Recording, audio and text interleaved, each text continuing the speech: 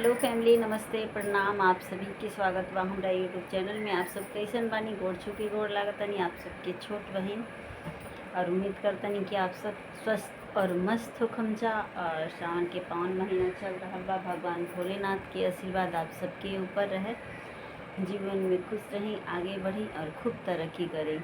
जितने माताएं बहनें हमारी वीडियो देखतनी जा वहाँ सबके नमस्कार प्रणाम, और जितना छोट लोग वीडियो देखा था उन सबके हमार प्यार। और कहल जाला ना दोस्तों कि सास पुतोहिए की चुगली करेली, शिकायत पुतोह के ही होला ले, और उम्मीद पुतोहे से रखल जाला सेवा खातिर। गलती बेटी और पुतोह दोनों से होला, लेकिन पुतोह के उठ जाला और बेटी के छुप जाला। गलती ऐसा नहीं कि हम बेटी और पुतोह दोनों इंसान है ऐसा, लेकिन बेटी से भी गलती होला। ऐसा नहीं कि बेटी एकदम दूध के धोले बड़ी, लेकिन बेटी के गलती के छुपा दिहल जाला और पुतोह के उठा दिहल जाला। और शिकायत पुतोह के ही कल जाला, और उम्मीद भी पुतोहे से रखल जाला कि वो हमार सेवा करिए। है रे जबाना कहल जाला ना कि दूसरा के लड़की के आदमी कुछ भी टोक देना कह देवलन, वही बात जब अपन लड़की पे आवेला तो पर्दा के ऊपर पर्दा लगावेलन। केवाड़ी तो बंद करवे करलन, खिड़कियों बंद कर देवलन कि कहीं बाहर आवाज़ ना जाए।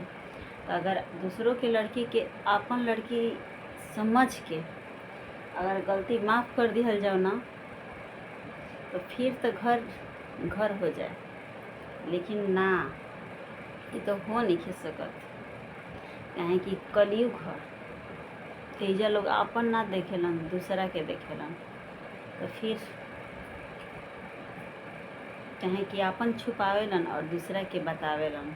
समय बहुत ही खराब बा, सोच समझ के आगे बढ़े के बा। घड़ी अपने आदमी छुरा लेके तैयार बा, तहरा से मीठी मीठी बतियाई, तहरा के नाश्ता पानी कराई, तहरा पतो ना चली कि हमरा साथे जे बैठल बा उ हमार गद्दार बा। तो समय बहुत ही खराब बा। दुश्मन के तो आदमी जान जालन कि फलाना हमार दुश्मन बड़ा, उनका घरे हम ना जाए, शायद कुछ कर दी हैं, लेकिन एक घड़ी दोस्ते दुश्मन बन जाता। तो सोच समझ के रहे के बा। और हमारी वीडियो कैसन लागेला आप लोग कमेंट करके बताइब सब। और आज वीडियो बनावे के नहीं मन करत, कहाँ से कि थोड़ा सा दिमाग टेंशन में बा ऐसे। और हम भी इंसान हैं, कभी कभी छोट मोट बात के लेके नोक झोंक होत रहेला, और कभी कभी दिमागी टेंशन बन जाला।